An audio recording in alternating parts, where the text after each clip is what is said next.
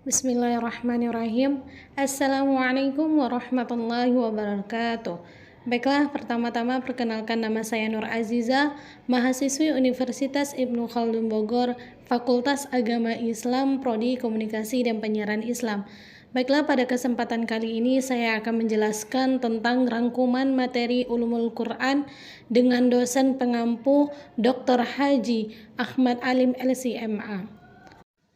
Adapun pembahasannya antara lain, yang pertama klasifikasi wahyu Al-Quran, yang kedua asbabun nuzul, yang ketiga hikmah pengulangan ayat dalam Al-Quran, yang keempat struktur bahasa Arab dalam nas Al-Quran, yang kelima ilmu munasabat, yang keenam permisalan dan klasifikasinya dalam Al-Quran, dan yang terakhir adalah ijazul Quran.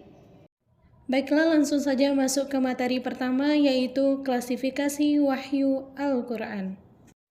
Al-Quran merupakan wahyu dari Allah, bukan produk budaya. Wahyu adalah tanzil atau munazzal, diturunkan langsung. Artinya, apa yang diterima Nabi adalah murni sebagai firman Allah Subhanahu wa Ta'ala secara utuh. Tidak terkandung di dalamnya penafsiran dan pengalihan bahasa oleh malaikat atau oleh para nabi sendiri. Al-Quran dari Allah Subhanahu wa Ta'ala sudah berbahasa Arab, bukan dialih bahasakan ke dalam bahasa Arab oleh Nabi Sallallahu Alaihi Wasallam. Oleh karena itu, teks Al-Quran walau bagaimanapun tidak akan sama dengan teks buatan penyair ataupun jampi-jampi paranormal. Al-Quran sebagai wahyu. Adapun wahyu secara bahasa memiliki arti al-isyarah al-sari'ah, yang berarti isyarat yang cepat, al-kitabah yang berarti tulisan, al-maktub yang berarti tertulis, dan ar-risalah yang berarti pesan. Adapun secara istilah, wahyu adalah pemberitahuan Allah Subhanahu wa Ta'ala kepada seorang nabi tentang berita-berita yang gaib, syariat dan hukum-hukum tertentu. Dari definisi ini jelas bahwa konsep wahyu dalam Islam harus mengandung dua unsur utama, yaitu pemberi berita dan penerima berita. Baiklah, selanjutnya materi kedua, yaitu asbabun nuzul. Pengertian asbabun nuzul. Secara bahasa, asbabun nuzul terdiri dari dua kata jamak, asbabun dan nuzula. Asbab merupakan bentuk jamak dari sebab yang secara semantik berarti al-hablu atau tali dan at-tariq atau jalan. Sedangkan kata an-nuzul yang dalam bahasa Indonesia diartikan turun, secara semantik berarti al-hulul atau menempati, atau at-tahawul berpindah dari tempat yang tinggi ke tempat yang lebih rendah. Secara bahasa, asbabun nuzul dapat diterjemahkan dengan sesuatu yang menyebabkan suatu yang tinggi berpindah ke tempat yang lebih rendah, atau dalam istilah bahasa Indonesia disebut sebab turun. Proses turunnya Al-Quran ke muka bumi terbagi menjadi dua. Yang pertama, melalui malaikat Jibril. Al-Quran turun secara totalitas atau keseluruhan dari Lauhul Mahfuz ke Baitul Izzah, diturunkan oleh Allah pada bulan Ramadan, malam Lailatul Qadar. Sebagai penjelasnya terdapat dalam surah Al-Qadar ayat 1, Quran surah Ad-Dukhan ayat 3, dan Quran surah Al-Baqarah ayat 185. Dijelaskan bahwa Al-Quran diturunkan secara global atau keseluruhan, yaitu 30 juz secara totalitas pada bulan Ramadan, malam Lailatul Qadar.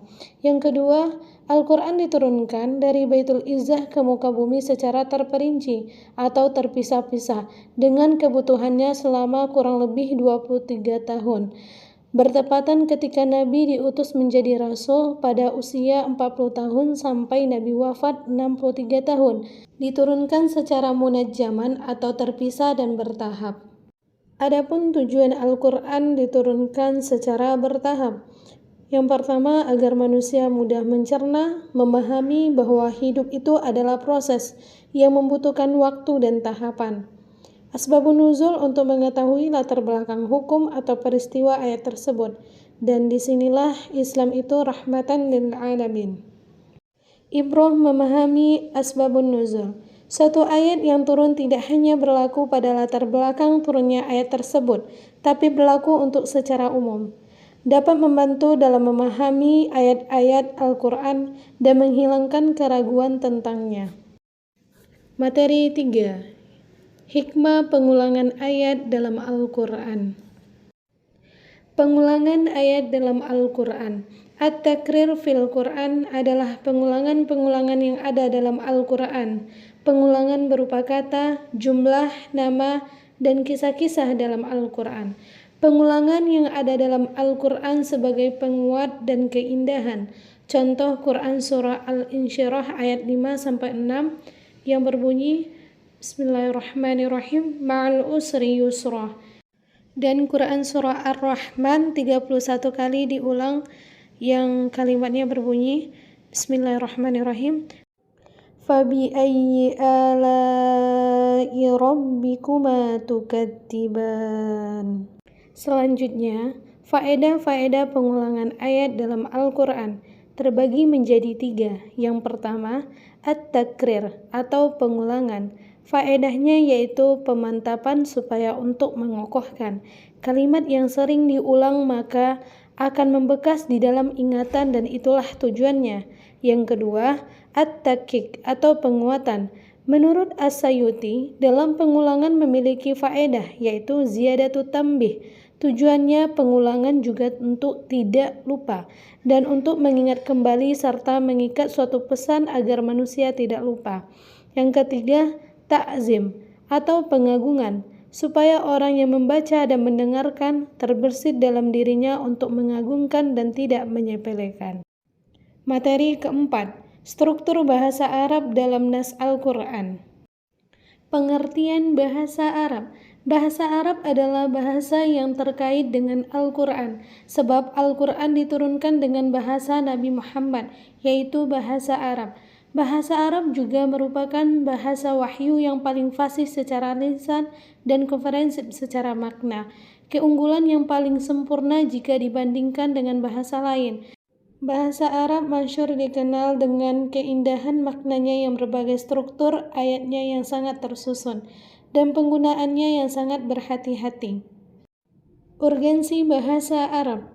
Bahasa Arab adalah bahasa Islam. Mempelajari dan mengkaji bahasa Arab secara mendalam berarti mempelajari dan memahami Islam secara mendalam. Bahasa Arab adalah bagian dari sumber hukum Islam. Mengkajinya merupakan kewajiban, khususnya bagi para peminat kajian usul al-fiqh. Adapun dalil tentang penegasan bahwa Al-Quran berbahasa Arab, di antaranya yaitu Quran Surah Az-Zukhruf ayat 3, Quran Surah Az-Zumar ayat 28, dan Quran Surah Ar-Radd ayat 37, yang sama-sama menjelaskan tentang bahwa Al-Quran itu berbahasa Arab. Struktur bahasa Arab dalam nas Al-Quran dan Sunnah. Al-Quran ialah wahyu Allah dan mukjizat yang diturunkan kepada Nabi SAW yang menjadi sumber hukum bagi umat Islam.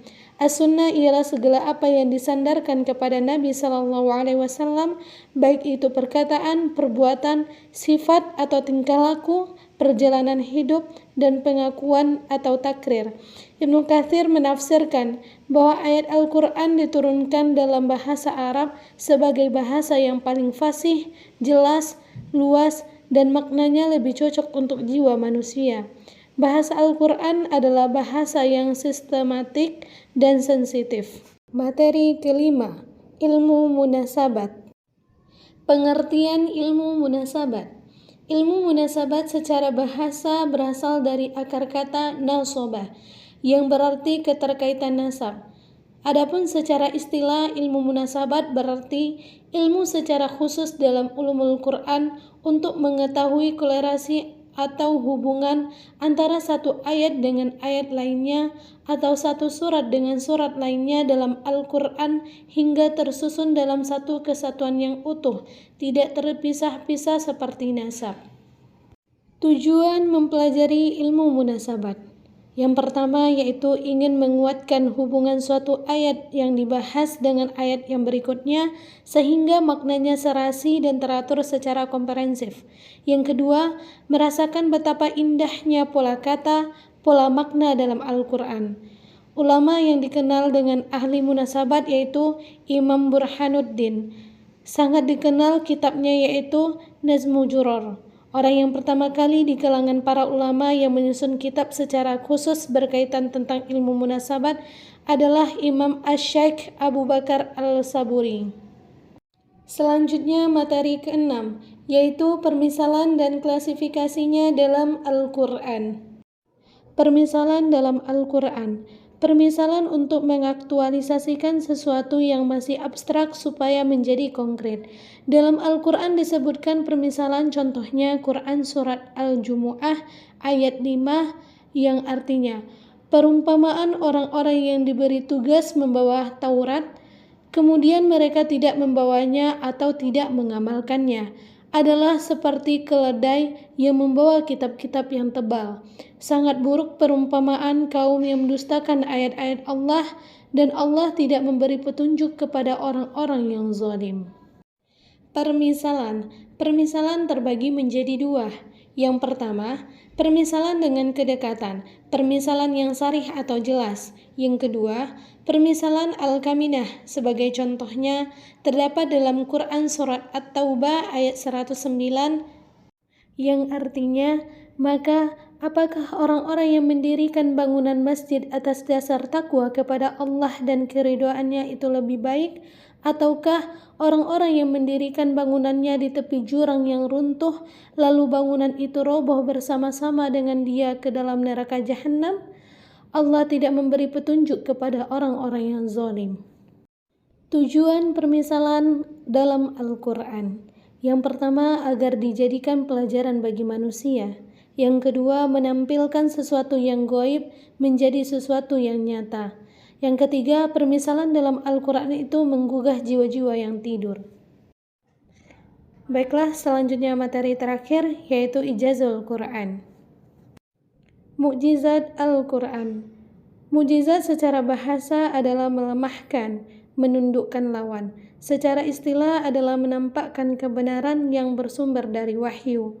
Sebagian ulama mendefinisikan mukjizat adalah amrun khariqun lil 'ada, yang artinya sesuatu yang luar biasa atau di luar kebiasaan ditampakkan oleh Allah dengan kekuasaannya. Adapun mukjizat Al-Quran dapat ditinjau dari beberapa aspek. Yang pertama ditinjau dari aspek bahasa, yaitu tidak berat lafaznya, sinkron, indah susunannya, dan berbahasa Arab. Yang kedua, dapat ditinjau dari aspek ilmiah, bahwa sains dan Al-Quran tidak boleh dipertentangkan karena masalah sains telah disebutkan dalam Al-Quran. Dan yang ketiga, ditinjau dari aspek hukum, syariat yang Allah turunkan sesuai dengan fitrah manusia untuk rahmatan lil alamin dan menegakkan hukum agar terjaga. Dan yang terakhir yaitu fungsi mukjizat. Fungsi mukjizat terbagi menjadi tiga. Yang pertama, sebagai bukti kenabian atau kerasulan. Yang kedua, sebagai salah satu wasilah agar orang beriman. Dan yang terakhir yaitu bersifat hissiyah, dapat dilihat oleh panca indera manusia. Baiklah, hanya demikianlah yang dapat saya sampaikan. Mohon maaf atas segala kesalahan. Yang benar datangnya dari Allah Subhanahu wa Ta'ala, dan yang salah datangnya dari diri saya pribadi sebagai manusia biasa. Baiklah, terima kasih atas perhatiannya. Wassalamualaikum warahmatullahi wabarakatuh.